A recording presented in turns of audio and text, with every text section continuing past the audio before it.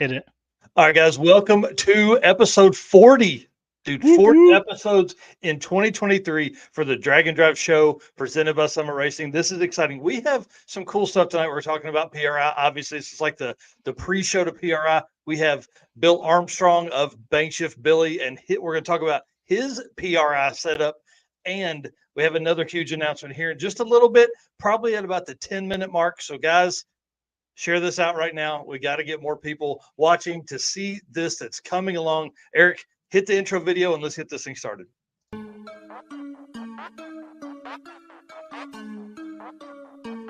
Guys, I'm here with Dave Teresi, Mr. Energy.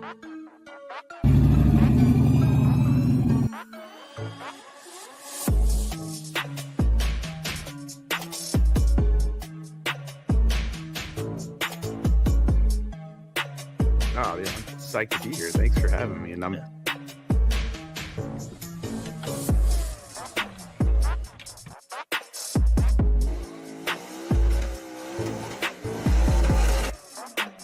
we're looking for a 6 something. That's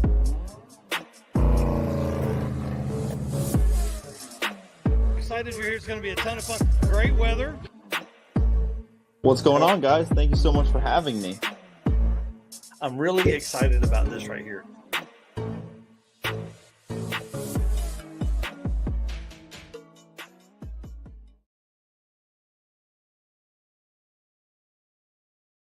Man, I'm so excited about tonight, guys. If you don't know, my name is Mike Narks. I am the host of the Drag and Drive show that you're watching right now and the Drag and Drive news that happens on Saturday mornings at 10 a.m. Eastern. I am also a Drag and Drive statistician. I dig deep in all the historical and current stats and promoter, dude. And half my day today was spent on the Circuit 2024 event, landing hotels and making sure everything is good to go. And of course, nothing works on that side when it's supposed to.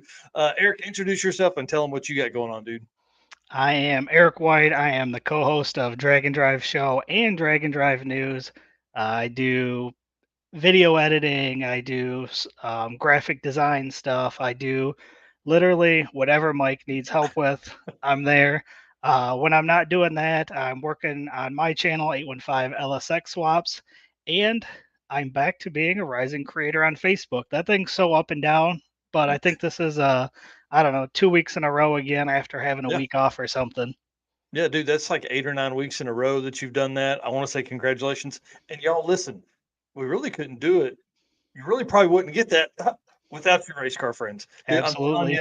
These guys and girls that support us make all of this possible. And I'll tell you, last night when I was on the computer at 1 a.m. doing stuff for the PRI show, there was a time when I thought, is this worth it? And I'll tell you right now, it certainly is, man. We have had a crazy couple of weeks here leading up, and the next 10 days of our life is going to change everything. It's going to be absolutely crazy. I'm excited to be in the middle of all this with you. I want to say thanks to our race car friends out there that make this possible. You know, you guys, your likes and shares, like I talked about a while ago, make all this possible.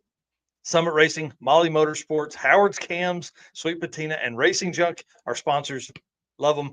They make this possible as well. They helped travel to at least 13 events this year, and we're looking at our 2024 schedule, and it's even busier than what 2023 was. So I'm excited to be doing that.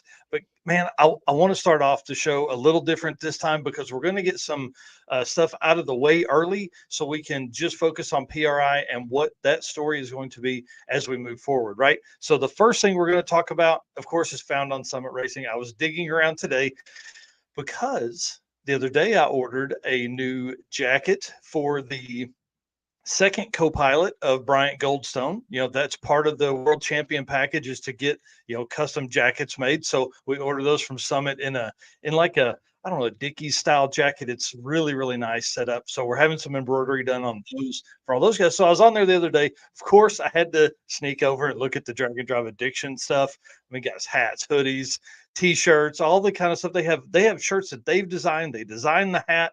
It's really, really cool that they have taken up Drag and Drive like they have. It's really because they are Drag and Drive racers as well as sponsors. So that's always a huge plus. But I wasn't looking for that stuff. I did end up over there. But what I found this time, and this is kind of neat because this is a like the old school socket headlights never work right, and aren't very bright. So I found these diode dynamics, I don't know, LED light bulbs that are going to help you see maybe a little bit, but you don't have to change out your entire setup. Like that was for the rear of the old truck, my 66 C10. I actually converted all of that over to like the lighting system from a 2005 Tahoe that I had dismantled so I could get better tail lights. And, looking back now, these would have probably corrected that. So the whole diode dynamics has like a 30% off of everything in their setup this week as part of the holiday deals over on summitracing.com. So that's pretty cool. I wish, again, I had seen these before. I completely rewired all of my taillights. And then the Dynamat company has a bunch of different discounts, 20%, 30% on a couple different things. But the Dynacore piece here is really, a lot of guys, we order the Dynamat, the thick, rubbery Dynamat. We roll that out on the floor, and that helps with heat. But this actually helps a ton more with sound. A lot of guys, when you are putting down carpet, you hear the word jute a lot of time, which is that soft fibery backing on that. This is essentially what that is. And this comes in, you can see it's like a 1/2 inch or 1 inch thick. So this could really add a lot of depth to your carpet. I know that sounds like a weird way to talk about carpet, but instead, like it would allow it to have some comfort, a little more padding, but it is going to reduce a ton of the sound as you're driving along. And that is important. And this stuff doesn't weigh very much in relation to the non-beating that your ears are taking. So that's our found on Summit Racing for this week. Again, I want to say thanks to them for being a part of this. And dude, we get to hang out with them next week. We're going to talk about at PRI where we're going to be, and their booth is definitely one of those spots. Yep. And before you go on, they hit a milestone, didn't they? Dude, they did. 200,000 subscribers. That's been the video we've been playing.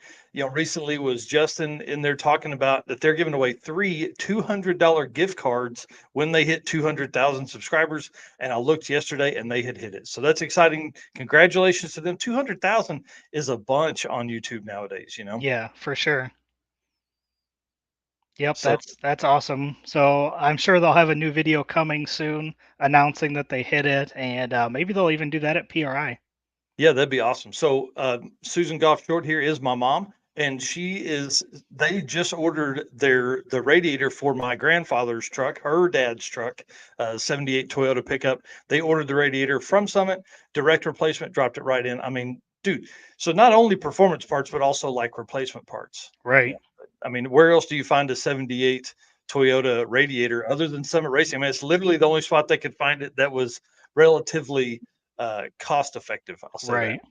And whenever I order from them, it shows up to my house in like a day or two, tops. Well, dude, it's because you live like 200 miles from a warehouse. I mean, they have a warehouse in Ohio. The jacket I ordered the other day for Rob Sanders, dude, I ordered it like I ordered it on Friday. No, I ordered it on Wednesday and it arrived at my house on Friday. So That's like, awesome. how does it do that fast? Like that's over Thanksgiving, but we have a warehouse that's in Dallas. I mean, it's crazy. My Yeah. mom said 3 days for the radiator. I mean, like it just, I don't know. Summit Racing, you're awesome. That's what I'm saying. Yep. Yep. Our next sponsor we want to thank is Molly Motorsports. Guys, we're going to get to hang out with them too. We are working on a time with Eric Grillo and the team, Joe Malish over there, to see when we can set up in their booth for just a little bit of a meet and greet. And really, I say these are meet and greets, but really they're heckling. Like we're going to be heckling people that we know as they walk by the booth. So it's going to be a lot of fun. So we're setting up a time with them Thursday, Friday, or Saturday that we can go hang out with them. Well, and we might might have some special things to hand out when we're at other booths that we're not going to have at our booth. So That's exactly right. That's Might have- exactly right. you might have to come find us at one of our sponsors' booths to find out what that is. Yeah, well, and we're going to talk about a little bit of the stuff that hopefully you'll get to mess with here in a minute. But let's first play the Molly Motorsports ad, as this may be the last time you guys see this ad, because we're going to have Eric Destroyer 1320 redo the audio behind it, and we'll make a new video. Molly Motorsports is the official piston of DragOnDrive.com. Molly's Power Pack piston is the perfect candidate for your drag and drive car. Molly Motorsports competes in drag and drive events and supports our community. Project manager Eric Grillo raced a 10-second stick shift Nova at Hot Rod Drag Week 2022. He's also competed in Rocky Mountain Race Week last year with his C10 truck. Visit mollymotorsports.com for the most recent line of products. Yeah, man. Sorry, I'm messaging Brian Sanford here for the circuit stuff. Sorry about that. I figured I could sneak that in real quick. Well, why don't you tell us about what you have now that arrived at your house today? Yeah. So before I do that, I do want to thank Ryan. When I was talking about the graphic design stuff, he mentioned the artwork for Hargett Automotive Performance. I want to say thank you for reaching out to me and letting me do that. That was a very cool thing, and I appreciate you letting me do that for you. Yeah, that's pretty awesome. And so 815 has been selling trim rings for a while, right? And I've been wanting to buy something for the last couple years, and it wasn't cheap, so I couldn't really pull myself to do it. But this year, I finally was in a position to reinvest some of the money that I made and bought a new product that I'm super excited for. It's not all put together yet. It just got here earlier today, but I don't know if you can see that kind of. This is the Com Marker. It's a fiber laser engraver. So something I've wanted to buy for a long time. I've wanted to do all kinds of laser engraving, and this is going to open up a bunch of opportunities for new products that I can sell over on 815 LSX, but stuff that we can now create for Drag and Drive Addiction as well. Yeah, I'm really excited about that because one thing you don't know is that we're going to utilize that quite a bit. You may already know that, but that's definitely going to be something that we're going to use because that allows us to. So right now we're having Travis Wise at Revved Up Laser Works do the trophies for the Drag and Drive Awards, right? And had planned for him to do some other things, but then that creates this whole other deal. Like if I find something that I want to buy that we can award to a racer during the year, then I buy it, then I send it to him. He sends it back to me. Well, in this case, you can buy it and just print it, and then you can ship it to me, and I can give it out. Or if you're going to be at an event, you can just bring it with you. So it's going to be Right. really, really cool. We have a lot of plans. What is the what's the first thing you think you're going to do with it? Well, I've got a handful of stuff that they sent with me to test on, and just looking at the little pamphlet they sent here, it can mark metal, gold and silver, copper and aluminum, plastic and acrylic, painted wood, leather, and stone. So Dude, that's a pretty maybe impressive. we do some Drag and Drive Addiction gold bricks. That's Yep. that's what we need to do. But just some things that they sent with to test on is just some metal business cards, which I think will be Mhm. cool to play with. Those are in black and gold. Nice. So a couple of those to play with. Rings, which is kind of interesting, they sent Yeah. with. It did come with a rotary, so I can engrave round things. So like cups, Yetis type stuff. Yeah. Some dog tags, which obviously I've got a couple dogs, so I'll probably end up using those. And then Yeah. your traditional style dog tag. And I got a whole bag of this stuff that they had sent with. So you can see there's, a bunch of components in this bag. So plenty of stuff to test on. So I think That'll be a lot of fun. that's going to be what I'm going to start with. And then I've got some other stuff that I'm going to bring with the PRI, but I don't think I'm going to talk about that. I think Okay, you guys are cool. going to have to come find us to see those because those Yeah, are going to be and pretty cool too. right. And when we say find us, just wait till you guys see the list of places that we're going to be and going during this time. So, all right. Well, let's talk about event stuff as we move through this. The circuit, I sent out the hotel list today to all of the registered racers there, and some folks even on the wait list. I've kind of grouped all of those people together into one email bunching. And what you guys are going to see after PRI, we're not going to try and do it before PRI, is we're going to add an email newsletter for the website. I'm not going to say newsletter, but we're going to add a way for you to be caught up with things as well that aren't necessarily, I don't know, maybe like a recap or something like that of the show. I don't know what we're going to do, but we're going to provide you guys a way to add your email address to the website. So this email went out for the circuit hotel list. And of course, the first person that tries to call, the hotel is not set up for. So that's the way these things work sometimes. So we have a couple different hotels for Thursday night, which is our racer party. And then one of the hotels for Friday night also set up. So I'm hoping that we sell both of those or all three of those out. By the numbers, we should be really pretty close. Again, camping is obviously welcomed at this. You can, I've got a deal set up with both tracks to where it'll all be easy. So, anyways, I want to say thank you to everybody being patient on the circuit stuff. I told you I would have it out Wednesday. We luckily had it out Wednesday, and we're moving on to the next stuff. The racer party stuff is still being planned, so I'll have updates for Saturday night's hotel. I would say by the end of December. That's probably the earliest I'm gonna really even focus on that. The next 10 days is nothing but PRI. I'm not even Right. of anything else but PRI. So that's pretty cool.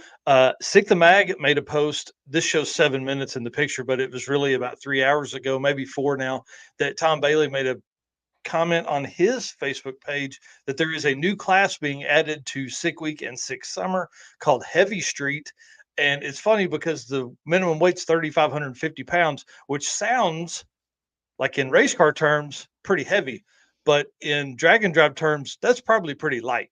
And Yeah. so you see Joe Barry's car here. That's probably one of the reasons behind this is because this allows those guys with a heavier car to compete in a class. Currently, let me pull my notes up here. Currently, it says 3,550-pound minimum, all steel body minus hood and deck lid, stock wheelbase, wings are allowed, must make weight without ballast, no chassis rules, no tire rules, and official rules are to come. That's on Tom Bailey's post within there. So that's going to be really kind of cool to see what that does. Obviously, adding another class this late in the year makes it a little more difficult for cars. But again, if you have these kind of cars that are going to be fast in this class, they're going to make room to fit them into the event, or these guys are already signed up and we're just getting in where they fit in, and this is going to allow them an opportunity to be more competitive within another class. So kind of cool. What do you think about this class? I think it'll be interesting. I know there's been tons of talks about rules and everything lately, but yeah, it's going to be interesting. I'll be interested to see how it kind of plays out and when they post the official rules. Yep. I think it's going to be good. Yep. And then Carolina Drag Cruise has announced their dates April 4th through 7th at Shadyside Dragway. It's always a favorite track. We went there obviously for Southeast Street Meet, and they laid it down. And I think Carolina Drag Cruise has been to that track several times. So April 4th through 7th for Carolina Drag Cruise. Registration opens on January 1st. And then Central Victorian Drag and Drive has opened their expression of interest. If you are in Australia and want to hit this one, they have opened their expression of interest. I couldn't find the track that they're hitting, but they were at Mildura this last time. I would think they're probably going to go back there as well. And the event is going to be April 18th through 21st for that one. I would say for their first one of the year, I think they actually had 2 last year. And then more event news. Big Sky Race Week has announced their registration date of January 13th. I want to say thanks to Austin and the team over there. Him and I were messaging back and forth the other day, and so he allowed us to make this on the same day they released it. So it's kind of exciting to be able to do that. This event is really cool to me and has really piqued my interest, mainly because it's in a completely different part of the country than we'll see. So this is all new for all of those guys there. There are several racers that are in that area, but this is going to allow a lot more people to come into the drag and drive community. They are capping registration at 150 cars. So it should be pretty interesting event. So it's going to be kind of cool. Yeah, this Facebook user is saying that Big Sky Race is appealing, going to be some awesome scenery. That is true. And when you see the Facebook user, that means they are in our Drag and Drive Addicts Facebook group. And if you scroll to the bottom of the video description or live stream description, StreamYard does give you permission to use. You have to give StreamYard permission to use your name. So if you'll do that, it'll show your name the next time you make a comment. And then King of the Open Road has been Jared Holt has been commenting and posting in the King of the Open Road Facebook group, talking about the spring event is all he is saying about that. I'm not pressing too hard for a date because they just came off of their last event of the season, and I'm sure he's working his butt off to get all that stuff done. They drove the route that they have planned the other day. This is going to be the King of the Open Road.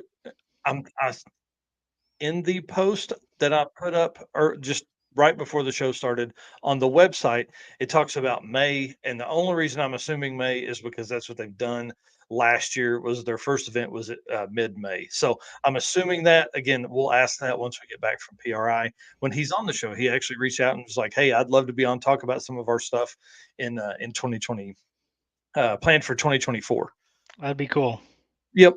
Yep. Ryan Hargett's over here sending me pictures of something special that's pretty cool. We're going to do some breaking news on it at PRI as well. So it's going to be kind of a wild ride.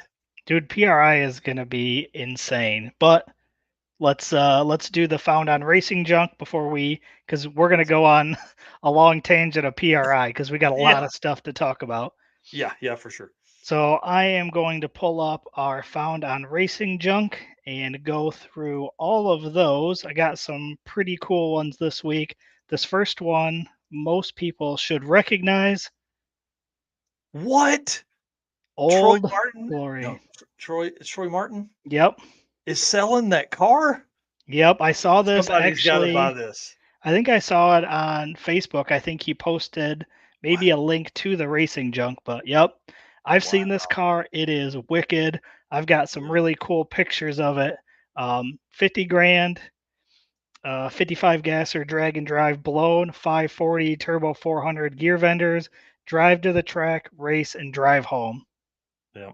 5.8 in the 8th and 9 to 1 in the 4th. What a cool car. Yes. Yep. So once I saw that, that took me obviously down the road for this week, which is all about nostalgia cars. So the next one here Yes. is 1933 Willys nostalgia drag car for $49,900. So there's actually quite a few gasser style vehicles on Racing Junk. So that was cool. This thing was definitely wicked. Yeah. Well, and for folks that don't know, if they don't follow the Southeast Gassers Association, that sold the other day. This one did? No, the Southeast Gassers Association Oh, sold okay. to a new owner, so you can actually take this and take it down to the Southeast and race in their series. Yep. So this one is fiberglass Willys coupe, Scott Rod's body and frame, small block 406, Dart little M block, Colley's crank, JE piston. So you can see all that on there. Ran consistent 560s at 128.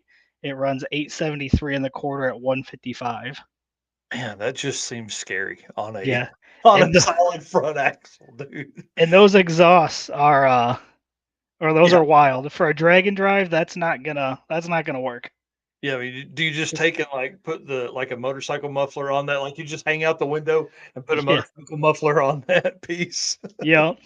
Wow. So that's the second one. The third one here, this one is a nostalgia one, but it's really clean. This one's a 36 Chevy. It's like a street ride. I don't know about. Yeah. Car. This one was interesting because when I read the description, it's Barry's Speed Shop 36 Chevy 2 sedan that was used on the TV show Rex to Riches. So I thought that was kind of cool. This was their shop race car, but time to move on. 468 big block, 400 TH trans. This one might not be a drag and drive car, but I definitely thought it fit our theme for this week. So yeah, I mean, that would definitely work. I mean, it looks like it's already got a good cage in it and all that kind of stuff. Huh, what a cool car. Yeah, definitely. And this last one might be my favorite. This thing is definitely different. 1936 Ford drag truck roller. That's my style right there. Yeah, I'm a fan. I'm a big fan of that. I bet that is light. So it is a roller, so you can drop, whatever turbo LS you want in there. Yeah. But yeah, I mean, nice looking cage in there and everything. Wow. Yeah. Oh, cool. So this one, 1936 Ford drag roller, NHRA 60 certified, set up for Hemi, Bruno Lenko or Power Glide. strange front struts and brakes. And then the big part here, boom, has title and plate. That's cool. I see NHRA stock here talking about that. Looks very Pluniak-ish. That's exactly what I thought of when he brought it up too. Was Nick Pluniak? That's awesome. Yeah. Yeah, definitely a cool one. That one really grabbed my attention. But um, honestly, the whole search started with Troy Martin's car this week. So Yeah. that kind of surprised me that it was up for sale. I kind of interested to see if he's building another car or what his plans were. But I mean, he's got to be right. He's got to that be. thing at Nostalgia Nights was wicked. Like, Oh that's yeah. such a cool car. That's cool. Well, good luck to him on the sale for sure. And again, guys, the reason we use Racing Junk is because we don't want to clutter up a Facebook page with a bunch of for sale ads. So the folks in the Drag and Drive Addicts group, if you ever see a for sale ad on there, let us know. We typically don't allow those on there simply for the reason of people just they mass post those everywhere and it just clutters everything up. So I see Nick Deals in here. I see Kanan Halls in here. We're all of our PRI folks. Well, guys, let's jump into that because we need to talk about where we're going to be, who we're going to be with, and when we're going to be doing it. That's Because, easy. We're going to be everywhere. yeah, that's right. It's everywhere, all over, all the time. Yeah. So this is going to be one of the craziest events we've been at. I want to start off this entire segment by thanking the folks that are coming with us. You and I do this because this is what we do. Like, I mean, y'all, I quit my job in July to talk about drag and drive all day. Like I'm an addict. I have a problem. But Adam Green, Stephen Narks, Colt Beck, Travis Wise, and Red Hat Scotty are coming with us to help us run the booth while you and I are away, right? Yeah. So I want to say thank you to them for coming along and helping with that. Y'all, they're going to be helping with the award show. They're going to be helping with booth coverage while we're out running around. So I'm telling you, we couldn't be doing this without those dudes. So thank you to them. Thank you for being a part of all of that. And then, guys, make sure that you come see us at booth 4746 in the yellow hallway. We're kind of, well, it won't matter. It won't matter where we're at because you're not going to know where you're at anyways. 4746, add it to your PRI show planner because if this is your first time, you're going to get in there and you're going to forget who you wanted to go see. So just And- add it now. Just add the app so you can make your marks, make And- your selections. And here's what happens. You set a plan. You're going to go up, down this aisle, right, back and Mhm. forth, and then you're going to get to a spot, and you're going to look right, and you're going to squirrel, because then you're going to go off because you saw something Yes. that you wanted to look at, and then you're Or- never going to or- remember where you were. Yeah, or you're going to see your friends because that's what happened to me last year. Is I would be walking around and I would run into somebody, and Tina and Dave Pierce are a great example of this, or Felicia and Aaron Smith. Felicia and Aaron Smith really did this to me, I think, at least twice. They would be going somewhere, and I would run into them, and I would walk with them because they were like, you know, she's famous, so they were going somewhere for her to do some stuff, and so I would walk with them for a few minutes, and I ended up 4 rows down. Where was Right. I at? I don't know. So you got to check them off. One other thing about that too is that you have your lanyard, you want to scan those companies, let them know you were there, but also that would allow them to send you stuff because you never know when you're going to have to do all that. When you're going to need that part or when you're going to need that discount or you're going to need that contact info from those places. So we're going to be where we'll be booth 4746. That's where we're going to spend as much time as possible during the day. Okay. We're going to be there as often as possible. We're literally going to run to meet and greets and run back. We're going to try and be there as much, but I'll tell you, Thursday for us is going to be very difficult because we have the Drag and Drive Award Show, which you're obviously looking at right here on the screen, December 7th at 11 a.m. in room Indianapolis Convention Center, or ICC, room 209. Which from what I can see is a second story room. That's about all I can figure. I don't know. And I'm believe assuming that so. from 209. So that's kind of where all the conference rooms and things like that are going to be already. So if you're doing a seminar or something like that, that's where it's going to be. So room 209, we're going to be up there at 11 a.m.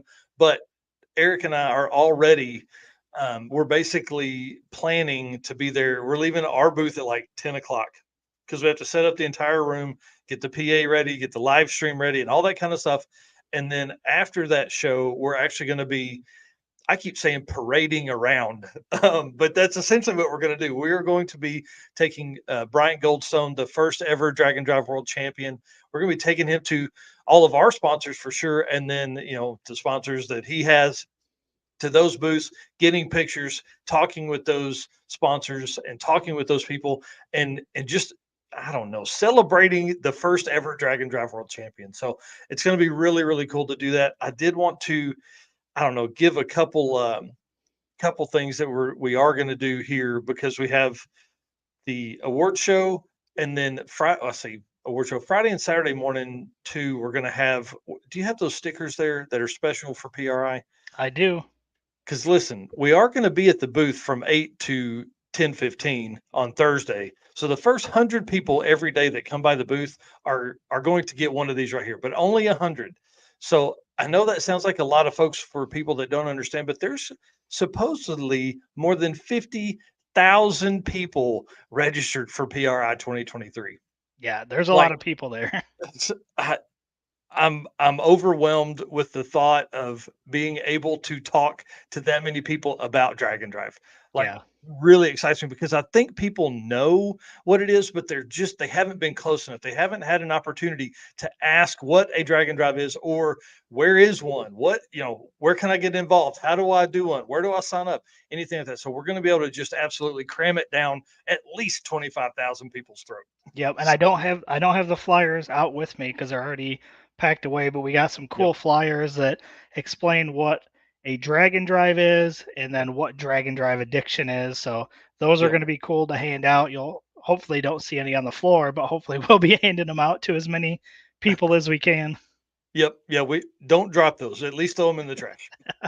If we give you one, or give it to someone else. A lot of the folks that are going to be coming over that know us, if you end up with one of those, you probably know most of that data on there anyways. And you know how open Eric and I are. You can simply message us and we reply back within minutes generally. So I'm excited about that. I'm excited that I just drove yesterday 300 miles to meet Travis Wise at Revved Up Laser Works to pick up the trophies.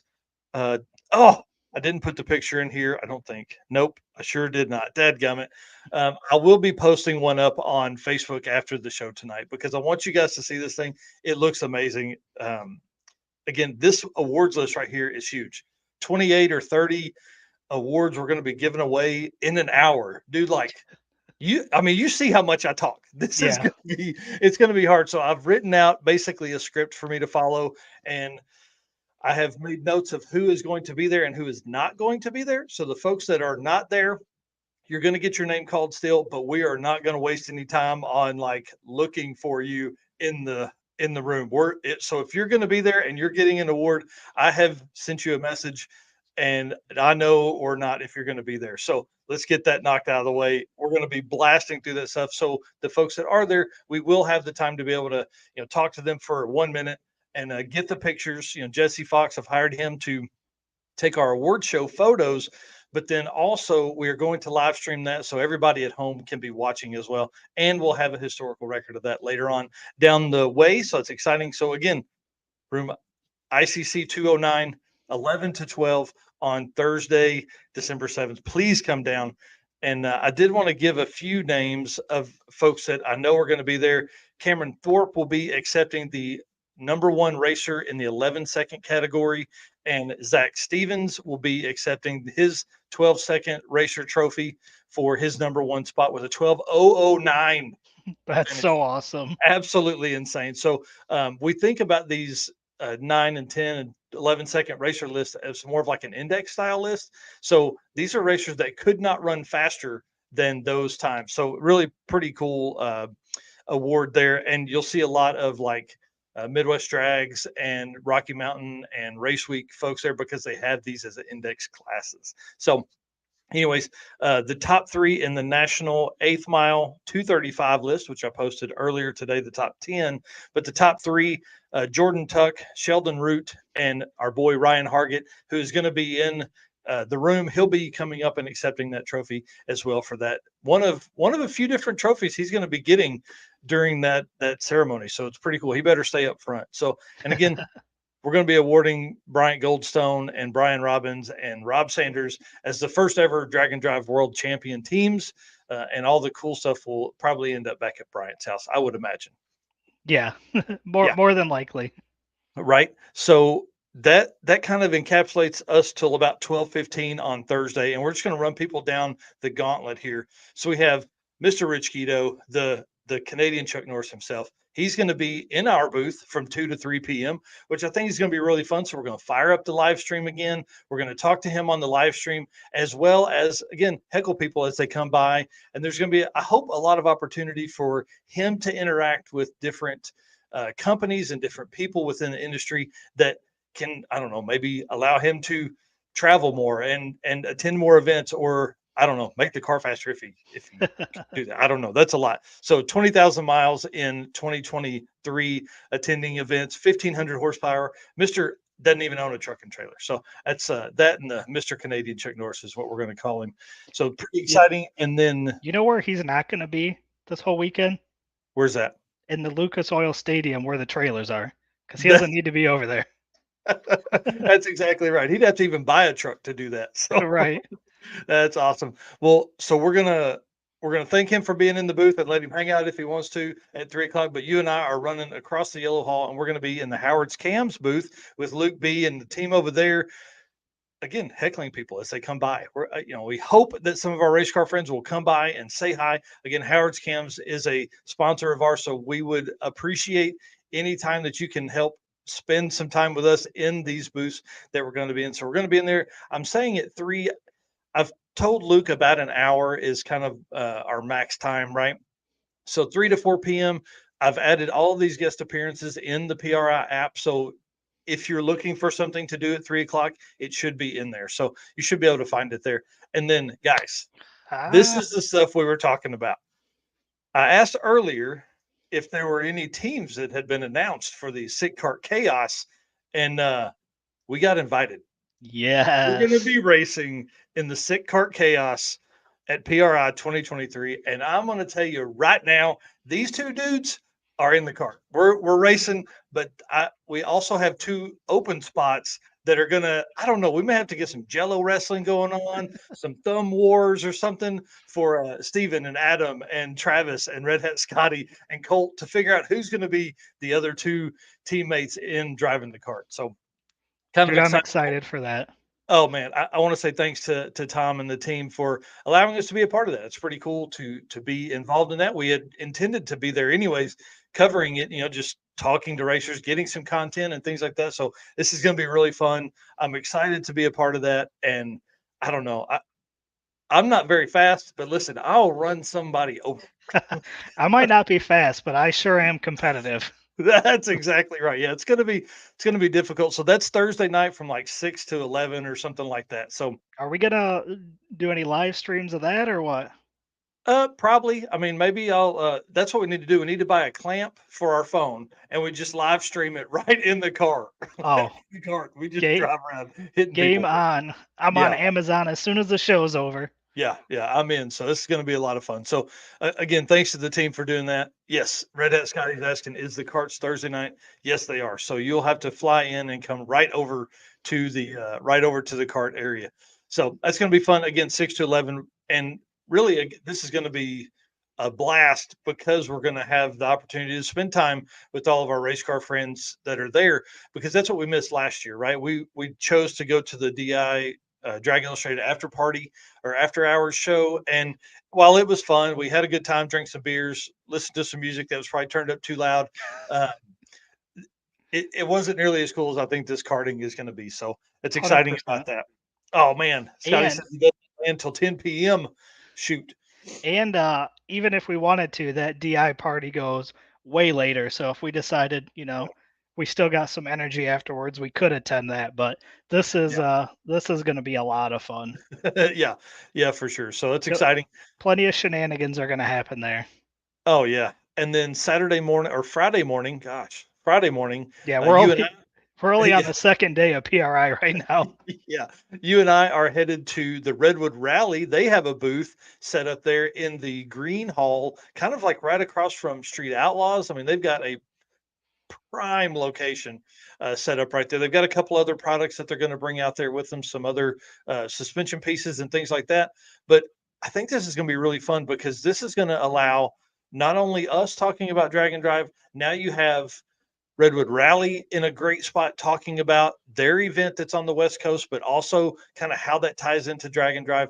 And there's a lot of other Drag and Drive participants coming. I mean, I made a post today. There's more than like 80 people that have commented on that they're going to be there.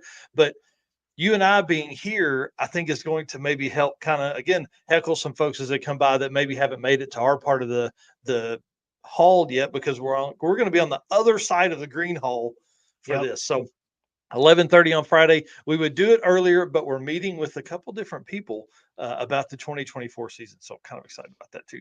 So pumped about Redwood Rally, and then they're coming to our booth later. But then we have the meet and greet with Mrs. Brittany Freese and Mrs. Brittany Automotive. She's coming to our booth at 3:00. So this should give us an opportunity to spend some time between all these. And actually, I missed one, didn't I? I sure did, because we're going to be at Summit at 1:00 on Friday.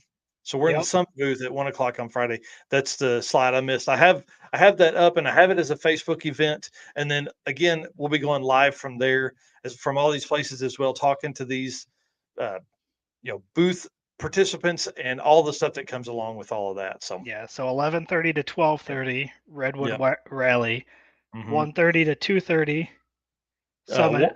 1 to 2 at Summit. So we'll be running from Redwood Rally to Summit to make it. So and then 3:00 on Friday is going to be Brittany Freeson. She's going to be in our booth. We're going to be talking about really everything about her drag and drive career, building the car, putting an LT in a 4th gen, what she looks forward to for nitrous. She just sent that car off to put a cage in it, so that could be cool.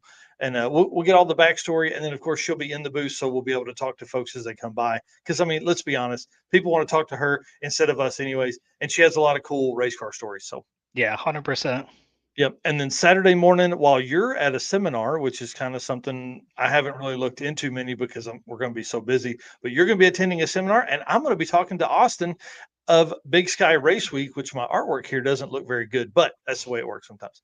So Big Sky Race Week will be in the booth. We'll be talking to them about which tracks, some of the scenery they expect to see, car counts, all that kind of stuff. So we'll be able to give a lot more detail on that than we typically would just in these shows. So that'll allow, again, hopefully more more people to find out about their event. So, we got to push Drag and Drive in any way we can. 100%.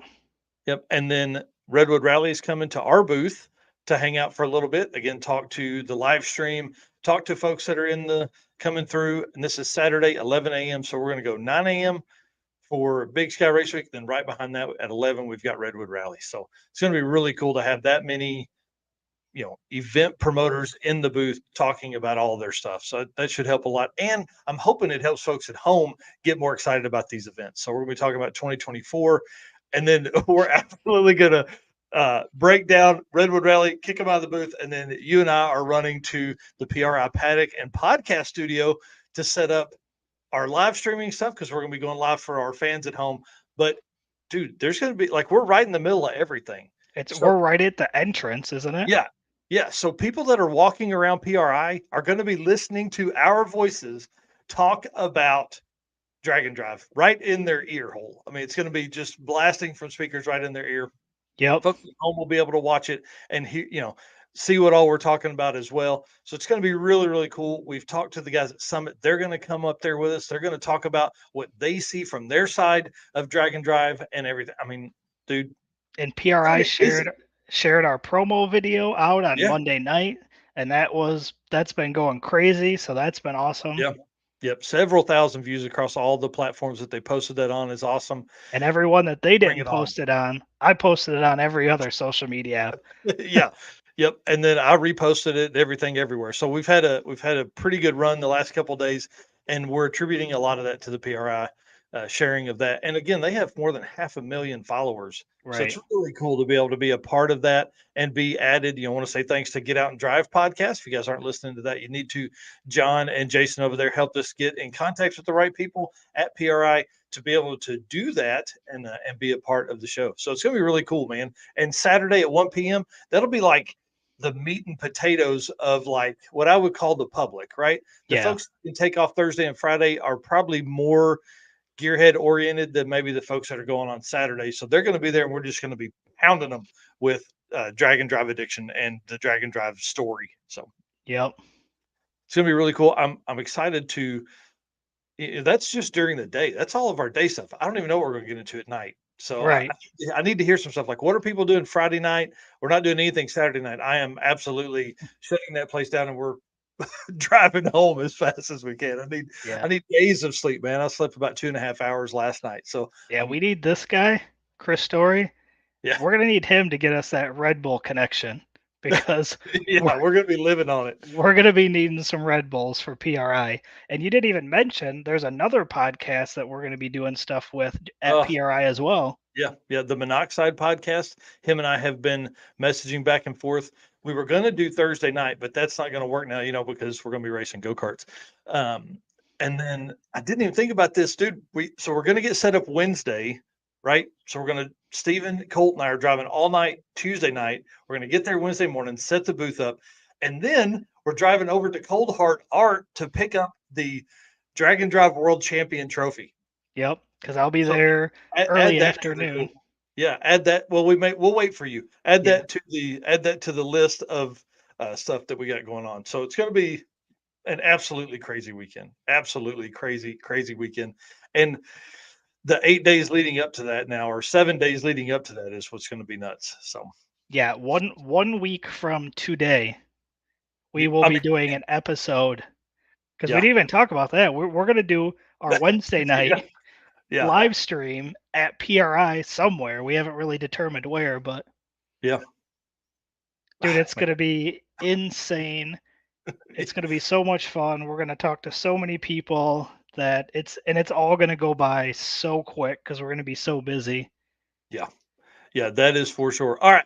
Well, the moment you guys have all been waiting for, actually a little earlier than what we told him we would be, but Mr. Bill Armstrong is on here with us tonight, and I'm really excited about this. I've got an intro that's probably going to embarrass him a little bit, but I'm gonna say this. I'm gonna read this right off of how I wrote it because it's pretty. He's got a stellar list of stuff. So he's covering his face right now. Yeah, the guest tonight is in the same boat we are, guys. He's getting set up at PRI for the first time, but he's probably a lot more prepared for this level of anxiety because he drives a 1,500 horsepower, 8-second stick shift, small block Ford powered drag and drive car. The reason he's at PRI is because of a product that he developed that helps stick shift racers reset personal bests and make their launches much better for hydraulic clutch leg activated cars. Okay. He took his car north to Miles of Mayhem and dominated the man pedal class. This caused the Canadians to retaliate and bring 3 heavy hitters to Race Week and take the top 3 spots in the stick shift class. This guy hosts a podcast dedicated to stick shift racers and racing, interviewing people like Jonathan Atkinson of Tick Performance and Racer of the Grubworm, Clay Milliken, a top fuel driver, and Mike Finnegan. The list goes on for more than 20 episodes they have recorded. Guys, you got to find it. Stick Shift Nation for the Clutch Burners podcast. This dude does it all. He does all of that with his good friend, best friend, Mr. Rich Guido, on the Stick Shift Nation YouTube channel. Y'all, I am proud to welcome the creator of the Bangshift Billy, Mr. Bill Armstrong. How are you, sir? Uh-oh, you're muted. How about that? Nope.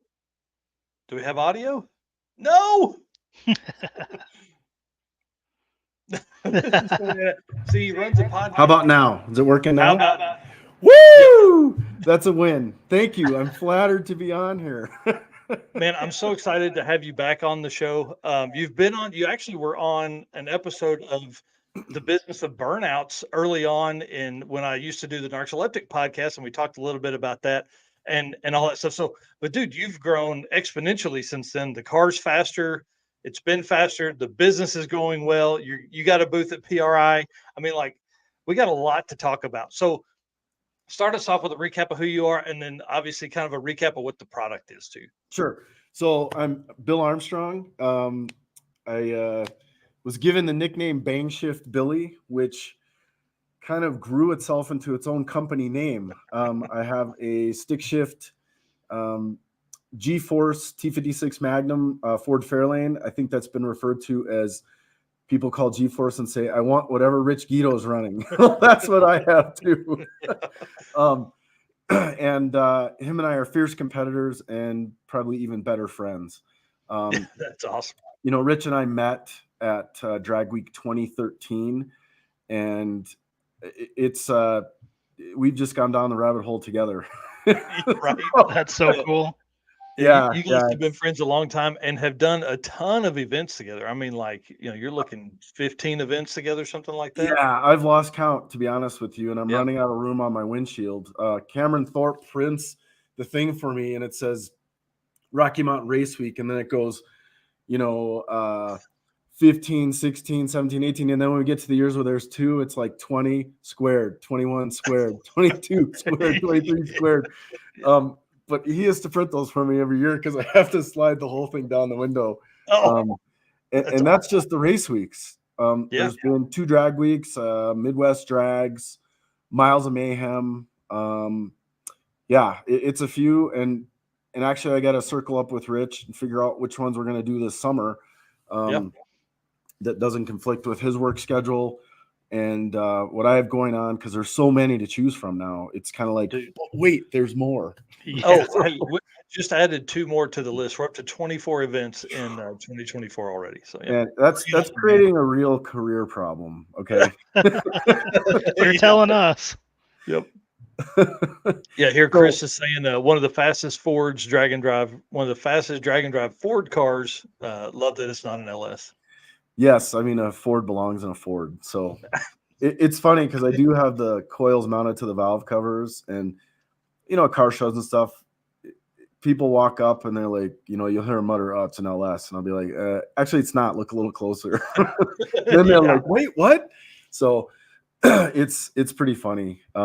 But yeah, so then, you know, Rich and I both started off running diaphragm clutches and ran into issues of, as the power started creeping up, we were outgrowing the clutches that we had. They just wouldn't hold. And then him and I went 2 different routes. At one point, he went with the slipper clutch, Black Magic slipper clutch, and he's having huge success with that. In fact, he'll tell you, it's on the street, it's the nicest and easiest clutch he's ever driven. And I've felt the clutch. I haven't actually driven his car on the street or the track, but I was going to say, he let you drive it down the track. That'd be even cooler. I would want to drive it. We should switch cockpits one time and just see. Oh, that would be awesome. Yeah, the problem is we'd make passes next to each other and blow up each other's cars right there.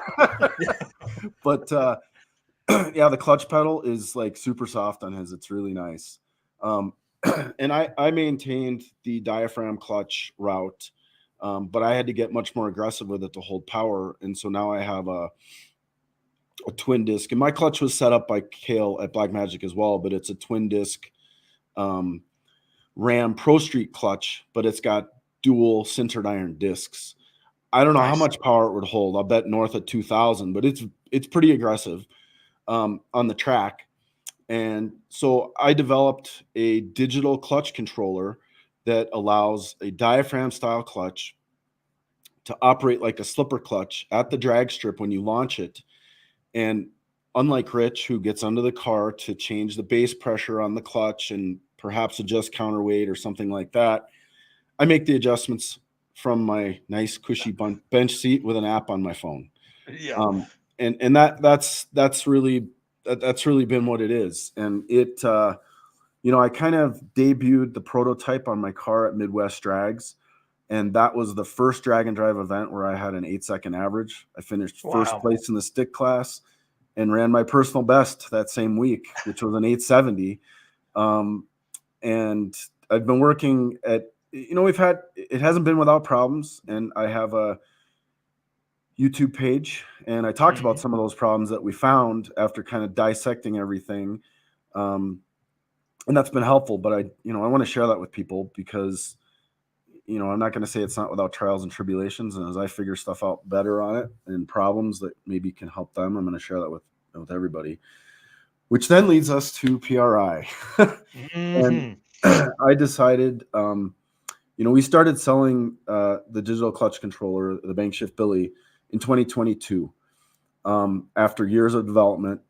And I decided this year was the year to go to PRI, pay the money, get a booth, do the backdrop, do the whole thing, and display there. And that's what we're doing. And I've worked with Jeff Oppenheim at First Try Engineering. Yes, dude, he's fantastic. And oh yeah, if nobody's followed the progression that he's made with his cochlear implant, it's astounding, the story. And if you ever knew Jeff before or talked to him before, the change is remarkable. Like I can't even imagine what a life change it's been for him, but he's helped me by building, we worked together. He built it. I gave him the ideas. So I don't know how much I participated, but he built a brand new display for the PRI show for the clutch controller that includes a clutch pedal that's on the floor now.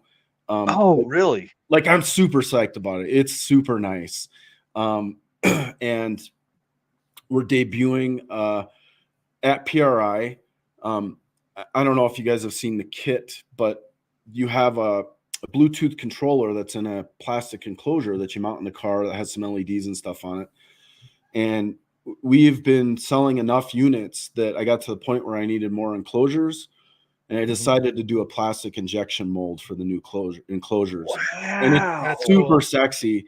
I have the 3D printed prototype that I'll be debuting and showing at, there's a picture of the new display, and the part with the clutch pedal will go on the floor. How cool, dude. And so what folks need to understand, if they haven't seen this before, typically this would be all kind of together on a stand, and you would activate it with your arm, and then it would show. And again, it's all in the video we did before, but you've got some really good stuff on your YouTube channel as well. Thank you. Yeah, it helps to show it. And another thing that we added to this, since this picture was taken, is we added a dial indicator to the end where that throwout bearing is, because the amount of movement in that throwout bearing and where it stops it and holds it, where you get the slip and stuff, it isn't a huge amount. And it's much easier to see when you see that dial indicator swinging around. So we've added that to it, which I'm excited just to kind of show it off. And this picture doesn't show the new enclosure, but it'll have the new enclosure on it. It'll also be in the new product showcase, which I'm excited about. I'll have cool. Way to go, man. A display there. And then, and I guess I'll officially announce it now, we're launching a new product at PRI. It's going to be a prototype that's there, and I can go into the details of what a train wreck that has been. But we're launching a new product. It's going to be called the Billy Button. And it applies to a much larger audience than just stick shift racing. And what it is think about all the race cars or street cars out there that have buttons on the steering wheel. What's the one thing that you absolutely hate about buttons on the steering wheel? Wires. Yes. This is a wireless version of that. What? Completely wireless? 100% wireless. You could take the steering wheel out of the car and throw it out the window, which might be a bad thing, but it's 100% wireless.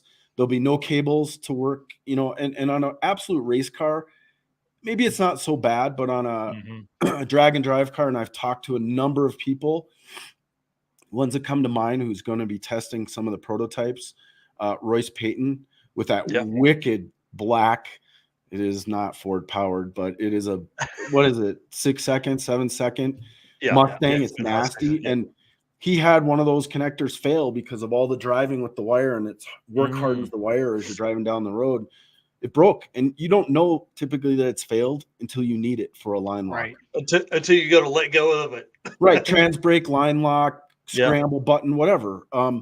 So yes, we're going to be launching that, and it's pretty nuts. Yeah. And Too Tall's Model Car Garage. This dude is so cool, and he builds these incredible models of lots of people's cars, including Rich and I. And it's pretty cool. And I think on his shelf he has our cars like on a Christmas tree, and mine's a little bit in front of Rich's. Yeah. Well, that's awesome. I'm your car excited is to the faster one, right? Yeah, it's barely faster, and Rich and I are both going through some changes over the winter, so we're going to see what we come out with in the spring. Yeah, Nice.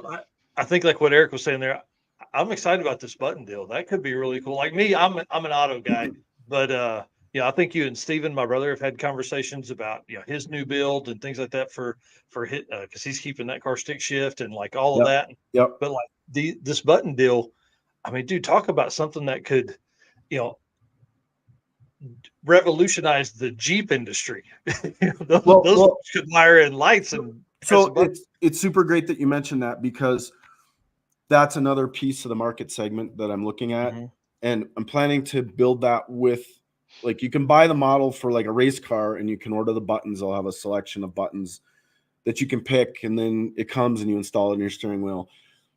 The other option would be for an off-road vehicle. Mm-hmm. We're planning to make an injection molded case that has 4 switches in it. So you could just stick it to the dash of a new. And what's the worst thing about buying a Jeep when you want to put a light bar on it? It's running the wires through the dash and then through the firewall on a new vehicle. It's terrifying. Yeah. And with this, you won't have to do that. The under hood piece that you would wire the light bar to, and you'd wire to the battery. It's got a 12-pin DT series Deutsch connector, totally weatherproof. Nice.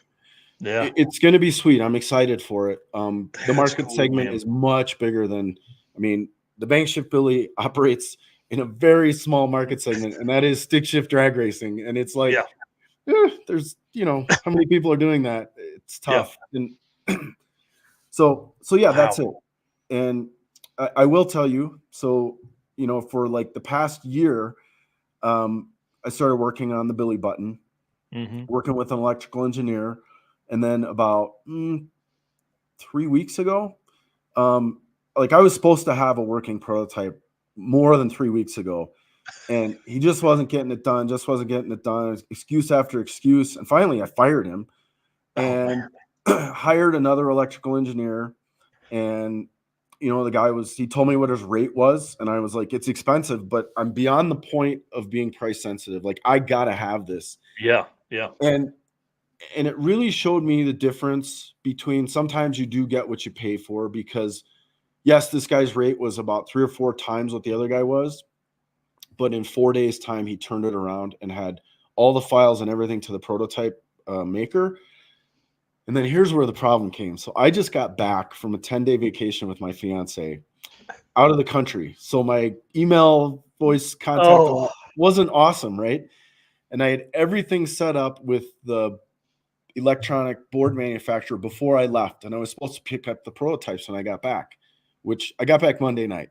Mm-hmm. Tuesday morning, I called them. I said, hey, I'm back, pick up these prototypes. And they're like, we don't have an order in our system. And I'm like, what? So they admitted it was their fault.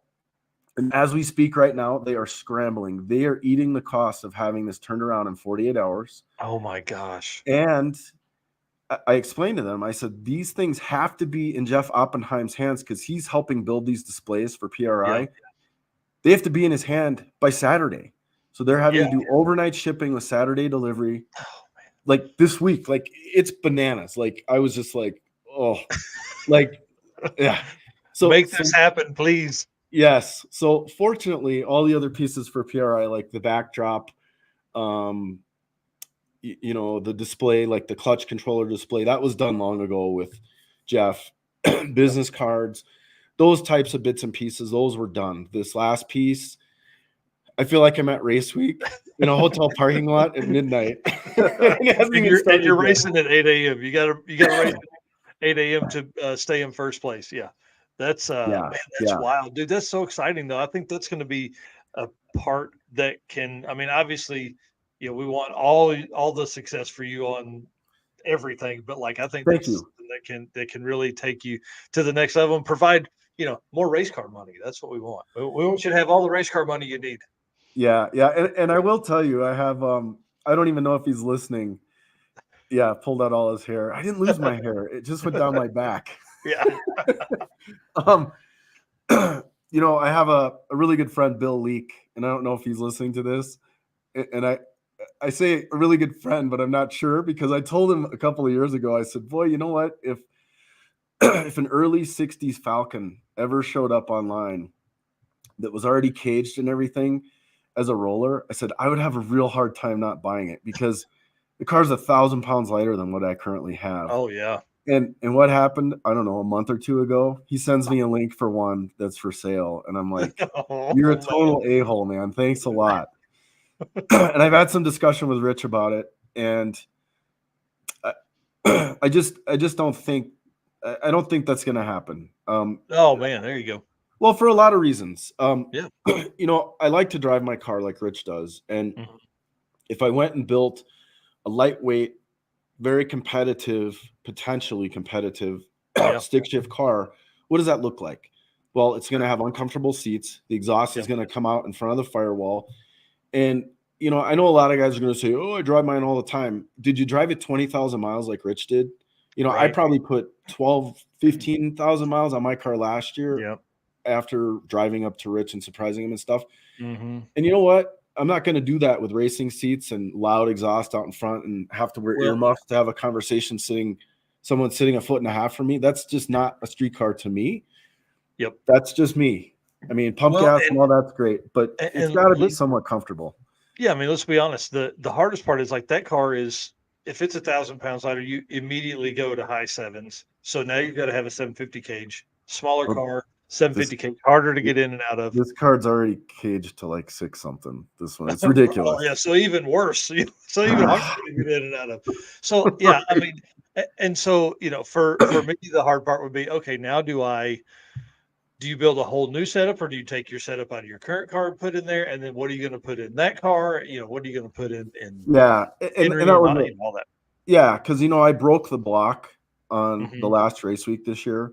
So I can reuse pretty much everything because it wasn't catastrophic. The cam's screwed, but cam's no big deal. Yeah.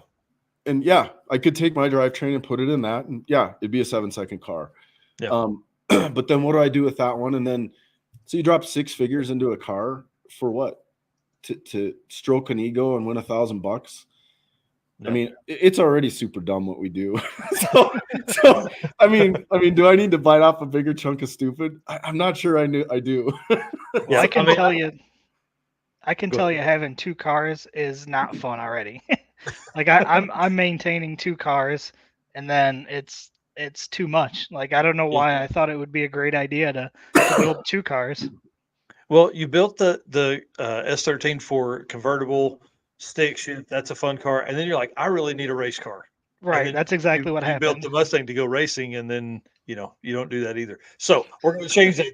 We're going to change that. Yeah, and it's it is. It's I think to drive the car like Rich and I do, and be competitive and do 2 to 3 events a year. Mm-hmm. It's hard to keep up and maintain one car, and to maintain it to the level that like when my co-pilot Jamie and I took off and we surprised Rich. He had absolutely no idea we were driving up to Miles of Mayhem. It was 1,250 miles, and Rich has done it 100 times. That was the first time I had made that trip. Excuse me. And we had a couple of issues all week. In addition to another competitor doing a rain dance all the time so that we couldn't finish, which didn't work, by the way. We had some challenges, but we were able to fix them. We were prepared. But I think doing 15 Dragon drives before we did this long one prepared us for it, because we had everything we needed, from a sheared cam gear to broken valve train stuff to oil changes are super important. I mean, if you're if you're Trevor Brandon, you should be changing it every 300 miles. just watching for stuff. Right. Yeah, exactly. But you know, I don't think going out of the gate, if I had done this and not had a couple of these under my belt, we would have not been prepared. And the things that we broke, I would have never have thought to have spares with me, and we would have been out. And we weren't. We ended up winning the event. And then it took 3 Canadians to come down and redeem themselves. Oh yeah, that's a jab. It's okay. Yeah. But you know, honestly, like for Chris Hine, I didn't bring anything to the table for that guy. He had to add weight to make weight, and that thing's ridiculous. So that car's very fast and pulls a super cool trailer. I mean, like, Well, it's a trailer home. I mean, he pulls a house. Yeah, he pulls his house. That's right. Right. That's right. Like full kitchen with a granite countertop. Like it's nice. Yeah. It's what I probably need to build for what I'm gonna for my travels. That's what I need is something like what he's got. So yeah, that's pretty cool. Well, let's pivot back to PRI because we want to tell people where to find you. You're in the yellow hall with us. You're actually not too far. You're booth 3210. That's right. 3210. I don't know in relation to what that means to anybody other than like make sure you put it on your PRI app. Well, it's really close to 3209. It's really close to 3209. It's like right across the thing. right down from it. Yep. So is this your first trade show to present at or like car show or anything like that? Yes, to present at, yes, 100%. Wow. That's exciting. It is exciting. You know, I guess when we've done race week in the past, my daughter did road week, and then she kind of managed the display and some of the social media content. And then before that, I had a high school kid that was working for me at the Bangshift Billy, assembling units and building harnesses and stuff. And he came one race week, drove my Volkswagen, and did the same sort of thing. And they would answer questions. We would have the old display with us, and people would come. And if I wasn't there, they'd have to explain it. And that was kind of cool. But yeah, this would be the first like legit trade show where we ponied up some money and hotels and I got Rich Guido is going to be in the booth helping. Cool. With a Bangshift Billy shirt on. He's going to look really good. Yeah. And then Travis Foster of Stick Shift Nation, I'm actually picking him up on the way to PRI. Cool. Yeah. He's going to be in the booth. So we're I don't think I'm going to get as much rotation time as him because I just found out that Rich Guido is going to be in your booth for an hour, which he didn't tell me about, but that's okay. He's like, I'll just keep that quiet. Yeah. So, but hopefully I'll get to rotate out a little bit to kind of check it out. I've been to PRI before and it's awesome. But if a guy's never been and they think they're going to do it in a day, good luck because you're not going to make it through in a day. It's just not happening. And again, go back, download the app right now while you're thinking about it, because and that way you can go through and check mark who you want to visit, because I'm telling you, it's overwhelming. You just can't fathom what it is, and so pick your hall that you have the most folks in and just try and run through that. And, I'm hoping, so Eric and I's plan kind of is to get up as early as possible, typically 7:30, and we'll make our way over. We'll get some photos of like stuff in the hallways and because you can't get in until 8 or maybe it's 9. I can't remember what time I think you can get into the thing at 9. 7 to 9 for media. So you guys will be able to get in at 7.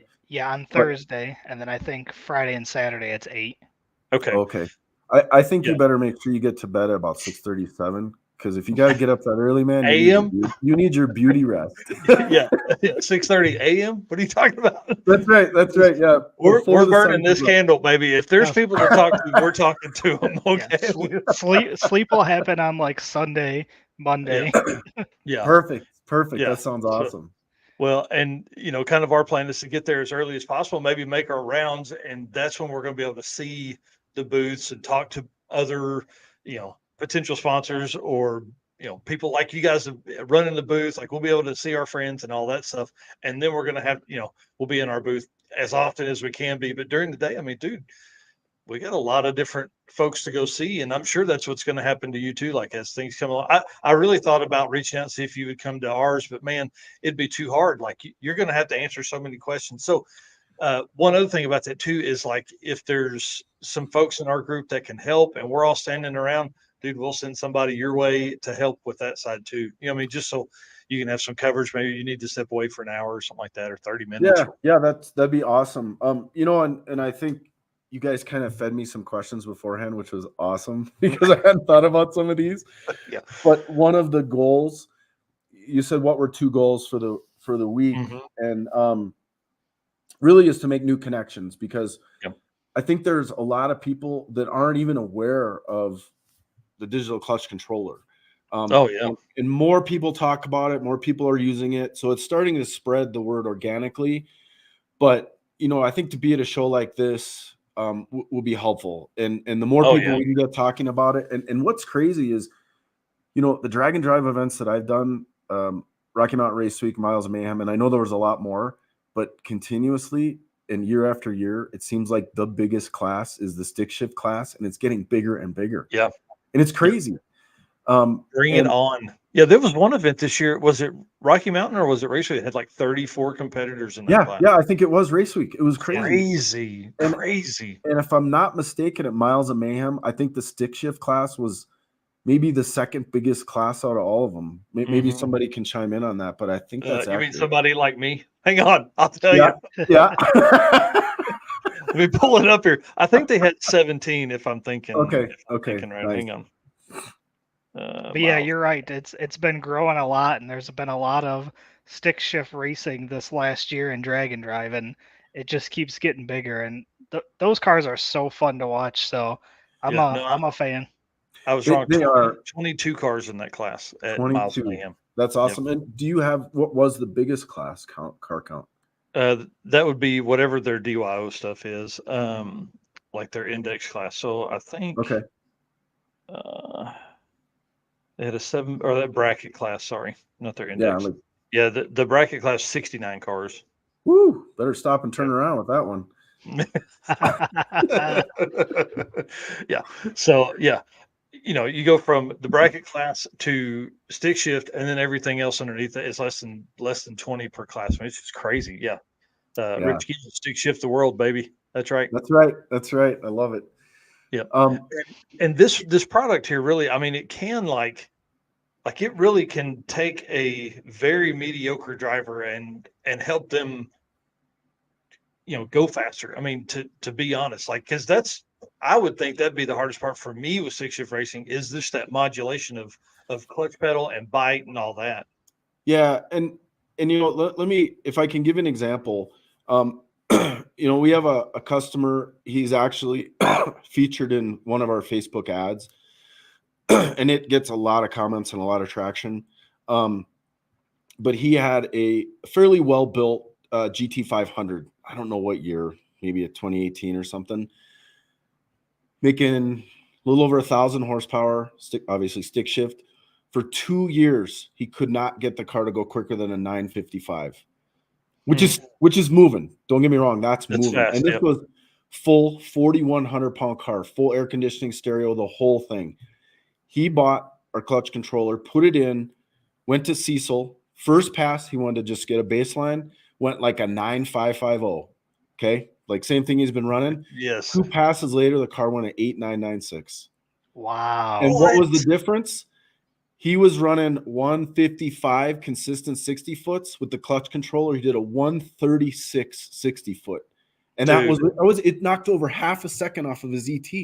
Wow. And it consistently does it. And it's, you know, there is some setup and a little bit of teething to deal with on the product.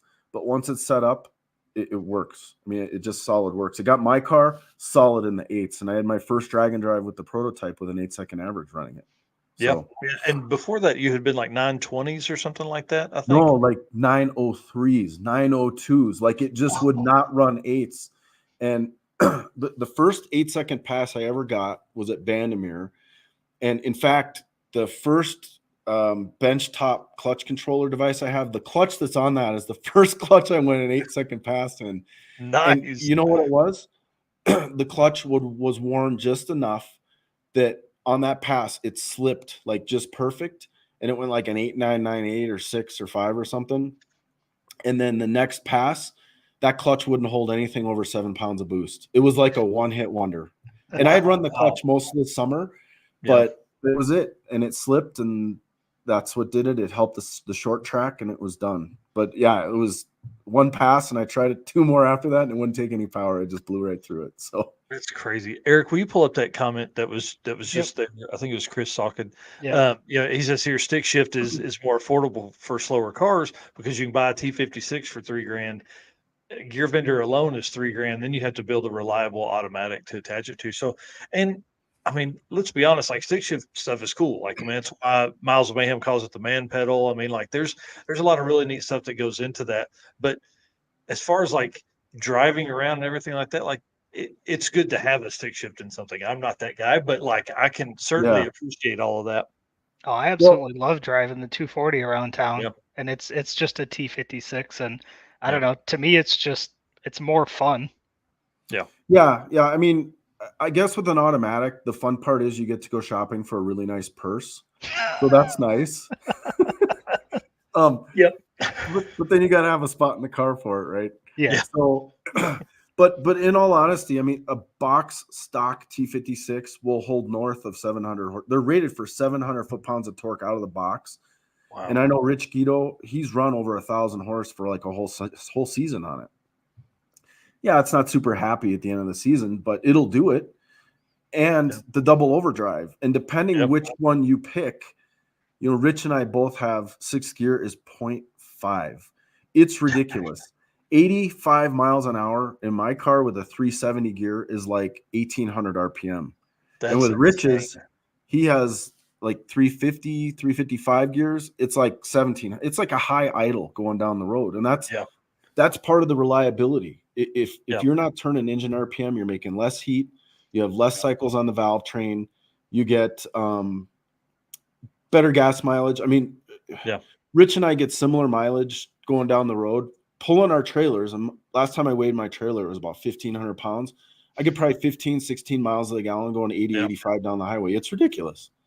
Well, and one thing I go back to a lot when you start talking about like cars living, you know, James Doc McIntyre was talking about, you know, and they're obviously at the ragged edge of NA performance, but you know, they're talking like they're trying to figure out how many rotations of that engine is going to make, you know, and that would definitely help a lot with that. If you're on that edge of your tuning window, you know, tuning at 1,800, which is your car probably makes 800 foot-pounds at 1,800 RPM. So it'll pull just about anything you would need to. And dude, you're just cruising along. That's awesome. Well, what is crazy though is there is a lot of load on the engine and transmission in 6th gear going down the road, because when it's super windy, to maintain 75, 80 miles an hour, sometimes it's making a couple of pounds of boost. Like it's crazy. And sometimes it's a little happier in 5th gear. But you know, it's a balance. You don't want to lug it for hours and hours and hours. But when it's flat and it's not super windy, or if you don't have a trailer on it, it's ridiculous. I mean, I can tell you that 2,000 RPM, 2,100 RPM is like 100 miles an hour, and it is so happy there. It's like whatever. It's not straining. You're just like, woo, it's quiet. You can talk to the guy next to you. It's pretty nice. That's awesome. Yeah, there's no one with a like a turbo 400 and a gear vendor that's ever saying that. Right. Yeah, because I think a gear vendor is what, a 0.78 overdrive. Yeah. I mean, that's about what our 5th gear is. I think it's a 0.84 or something like that. But that's cool. Yeah, it's, you know, it takes a special kind of stupid to do this stick shift racing, but it is fun. Well, and I tell Rich all the time too, I love, like, anytime there's like a stick shift class that's getting called to the lanes, I'm up there, because there's violence that's going down when the stick shift cars are going. Somebody is either wheelie, or they're bucking something, or something's coming out of the bottom of somewhere, and that's important to us. Yep, and that would have been Rich and I plenty of times before we got some of this, you know, clutch slip and tire stuff. You know, Rich's transition to a radial. I am not quite there yet, but we may try it again this summer, because I'm doing some shock stuff. Matter of fact, Menser is shipping my shocks back now. They just got revalved. Sweet. Because they weren't stiff enough. And to handle the radial. Yep. Yeah, because I was getting maxed out on the rebound setting at like 40 clicks, and it still wasn't enough. Wow. So they have revalved those, and probably going to put some shock sensors in it this season because I've just seen the data that Rich can look at for his car. I mean, let's just face it, Rich is my hero and my nemesis. So all at the same time. Typically, people's heroes run faster than them. It's weird. It is weird. Yeah, I'm gonna have to pick it up this year because he's doing some stuff to his car in addition to dropping weight, where he's gonna be able to add a lot more power, and that sounds like trouble to me. So we're gonna have to step it up a little bit too. Nice. So nice. Yeah. Well, that's exciting. So we talked about the guys that are in the booth. So it's 3 of you guys running it, and then we talked about one of the goals. Is there anything else that you're focused on? Do you want to do while you're there? Well, you guys were talking about some of the after hours stuff, and I'll tell you what, I am not up on other than going to eat some dinner, which I do have to tell you, I made reservations months ago for a steakhouse. Dude, we're talking about that Old Spaghetti Factory. That was all that was left. Yep. That's where we went, wasn't it? What's that? The Spaghetti Factory. I think that's where we went last year. It was delicious, man. Yeah, and the Airbnb, I reserved that about probably 8 months ago, and it's like 3 blocks from there. Oh, cool. And the hotels are so expensive. So just trying to make that work a little better. Yeah. But I'm not really up on what's going on after hours. So talk to me. What other than the go-kart racing thing, what else is going on that we so can come do? I know there's some stuff going on Friday night. Eric, there was somebody made a post on Facebook the other day about something got like a shop party or something like that at some shop that's close. Yeah, Friday night. Let me see if I can pull that up because I sent you that. Yeah, because that's really all I know that's going on. That's probably the hardest part. It's easy to find out stuff that's happening during the event, but afterwards, now since we're racing, the sick cart chaos. I mean, that's what's going to take up our Thursday. Yeah, I got a message to Monoxide guy. Your view of everything has just gone like this. We're gonna go racing. That's all I can see. Yeah. I better get some. There's a K1 speed here. I better get over there and get on some of those carts and get my shoulders ready.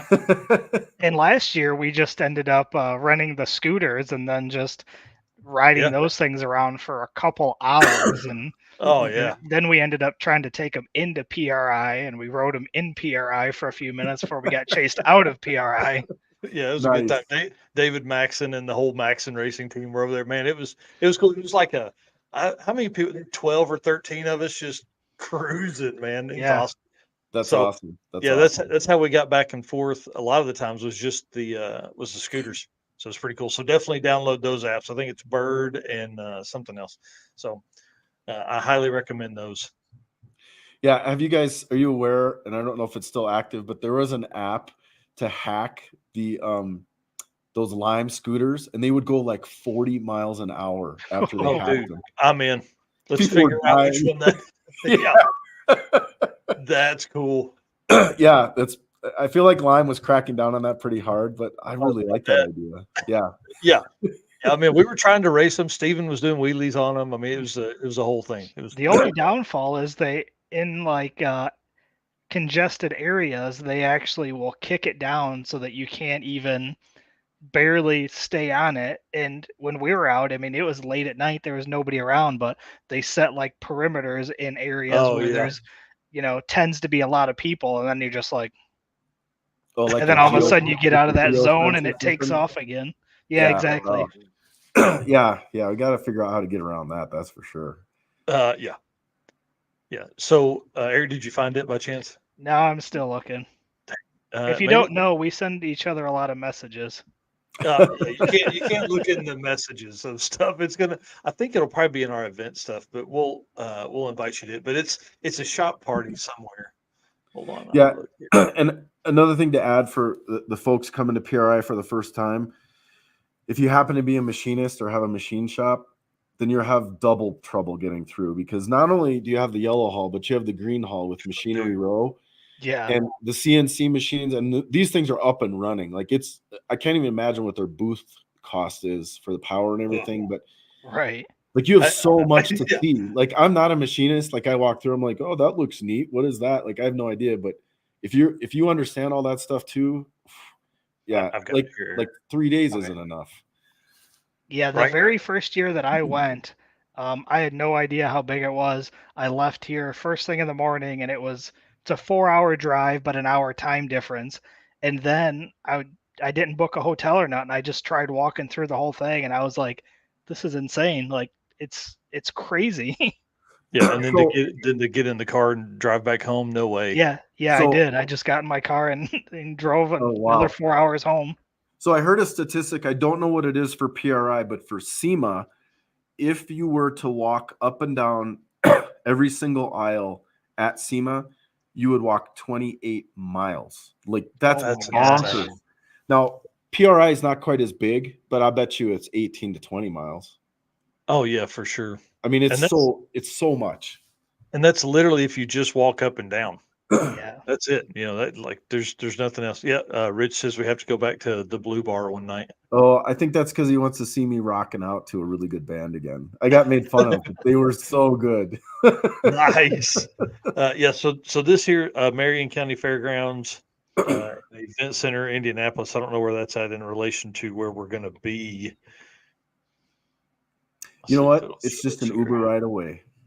Yeah, right. Yeah, just yeah, somewhere in there. We're in there somewhere. But Perfect. this is kind of what we looked at the other day, I think, right? Yeah, so somewhere just to hang out. I don't know. I don't know what if we'll hit that or not. I don't know what kind of the plan is for Friday night, but we're open if people know what's going on and where everybody's going and things like that. We're definitely open for Friday night. Again, No. Thursday night we're gonna be racing go-karts. Now, what I want to know is at your booth, are you going to have the bottomless bowl of nachos? Something's gonna be bottomless. It may be Because I'll definitely be over there for that. I can tell you that. for Right Eric. Yeah. Yeah, I don't know. That's not a bad idea. We've thought about, that's like the hardest part, dude. Like that's half of our conversations of like, what do we do? How do we draw people in? So, Well, I have some ideas. I think the Hooters girls, they'll sideline for you. yeah, That'll bring them that'd in. be perfect. I think our budget's already tapped out though. Yeah, Oh, yeah. that's There the way. there might be some other ones that you could bring in, and I don't you want could those pay in them $1 at a time. I don't know. I don't know if you saw my picture from last year of what happens after hours, but it's Mike posing up against one of the diesel trucks, and No, I hope nobody saw that. Yeah, it's going to be wild, man, and it's so funny because like for the folks that are coming for this their first time, it's going to be a great year. There's more.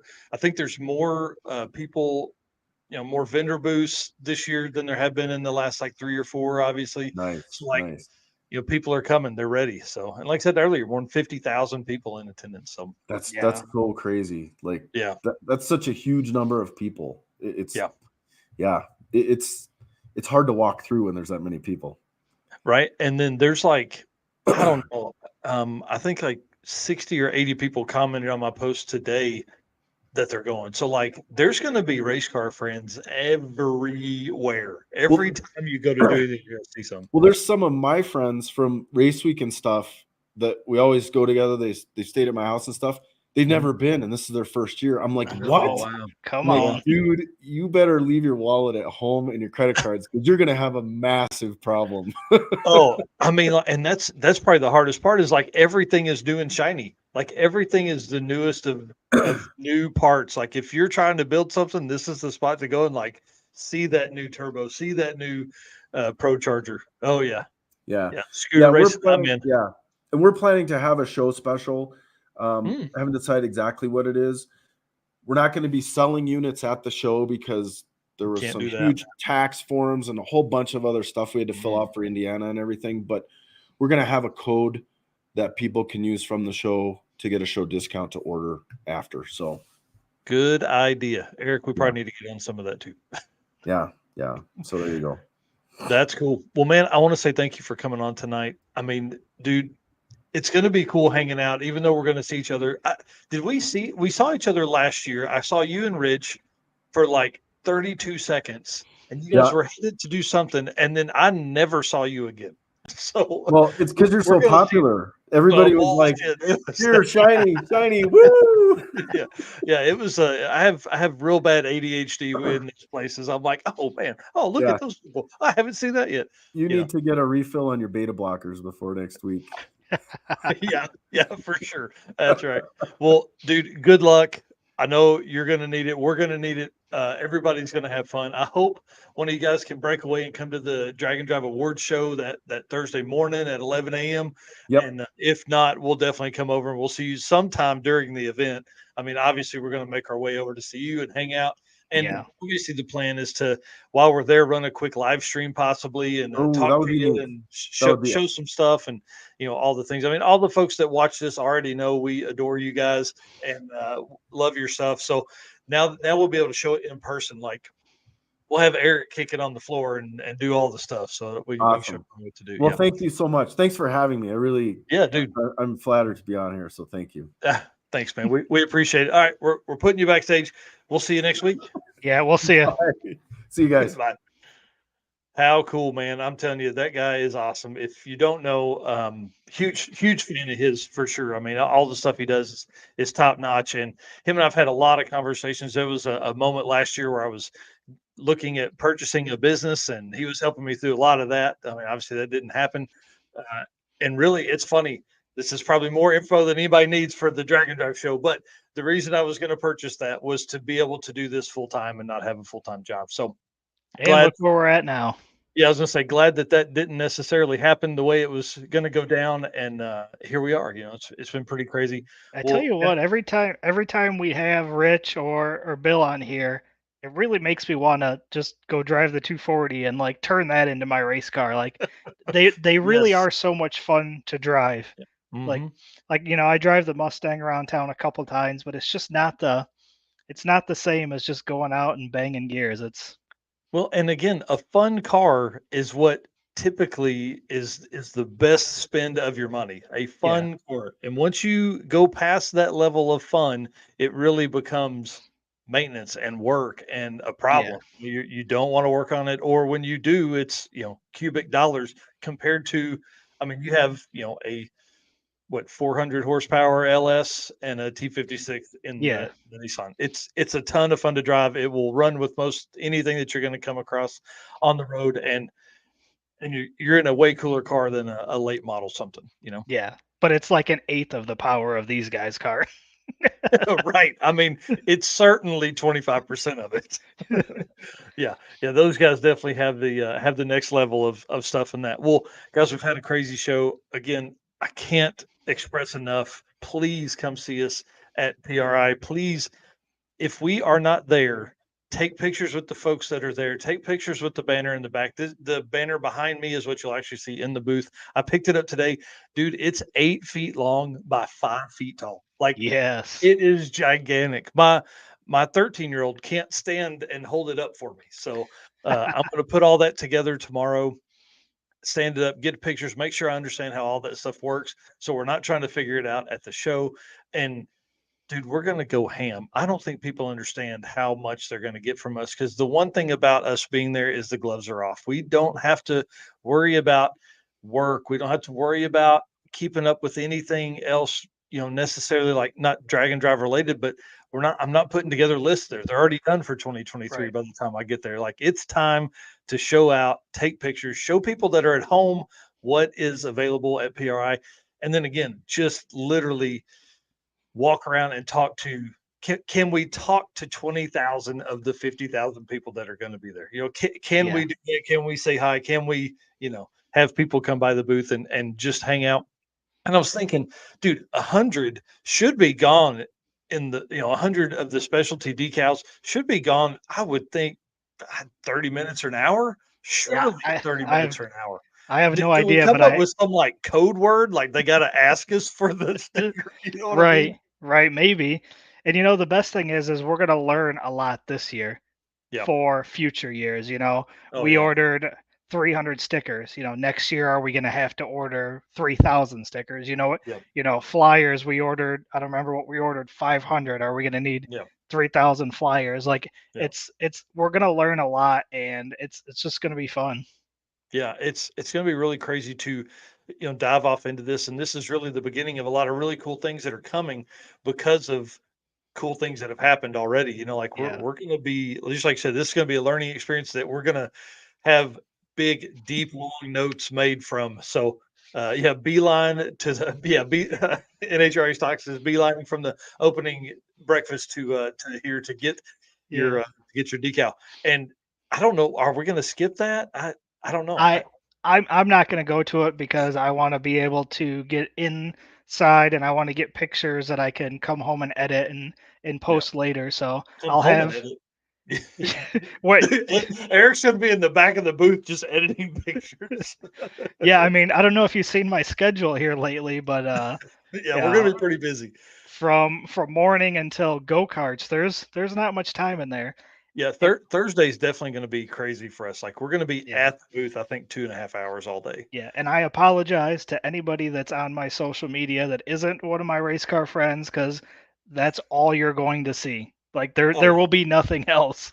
Yeah, yeah. It's really about us coming out and just taking Drag and Drive Addiction to the next level. I mean, that's the entire reason we are going to PRI, is to just absolutely light the world up. And Wes Buck says preach the gospel, but I mean that's what we're doing. We're coming here to indoctrinate a lot of folks. And again, like I said earlier, there's just been a lot of moments where people are like, what is a drag and drive? I don't even know what Right. it is. They know drag, but they don't even know what it is.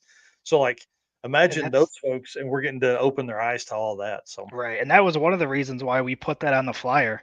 Like yeah, when we hand somebody a flyer, they're gonna look at it, and that's exactly what it's gonna say. So when they yeah, walk away, they're gonna know what a drag and drive is, and they're gonna know who Drag and Drive Addiction is. yep, yep. And again, guys, if you follow us, excuse me, if you follow us on Facebook, we've set up Facebook events for all of the times that people will be in the booths. Our goal is to go live through that event, but at least that event would update you 30 minutes ahead of time. Actually, I probably need to do that on StreamYard. That may be a better way to go about that. And then that way we can just sign into the StreamYard and it would immediately update everybody. I'm going to set that up tomorrow. That Yeah. way everybody can have that. So you'll see all those events come back up, but it'll be easier on Eric and I's end to keep everybody updated. So, all right, guys, that's it for the show tonight. We're back Saturday morning for the Drag and Drive News. I'm back Saturday morning for Drag and Drive News. Eric is not going to be here. He has a family trip right before PRI. Thank goodness it's not during that weekend. So you've got a busy next 10 days or next 7 days, as well as getting ready for the PRI show. So Yep, but not good not luck a with lot that. of not a lot of time at home, but the time that I'm gonna be home is gonna be spent preparing and getting everything ready that I need to bring to the show. So I've got notes here of things so that I don't forget this or that. So One thing we do need to talk about after this is because I have Lightroom on my computer. I wonder if you could edit some on the computer. I don't know. We'll figure it out from there. That's behind the scenes stuff nobody on here cares about. Guys, thank you so much again. Yep. Thank you to our race car friends. Thank you out there for doing that. Thank you for all the shares during this. Thank you for the comments in the chat. I mean, almost 100 comments this week in the chat, which is awesome. And I just want to say thanks to our sponsors, Summit Racing, Molly Motorsports, Howard's Cam, Sweet Patina, and Racing Junk. And hopefully after PRI, we get to add a few more names to that list. And I'm excited. So, all right, guys, I will see you on Saturday. Bye. and I will see you guys at PRI.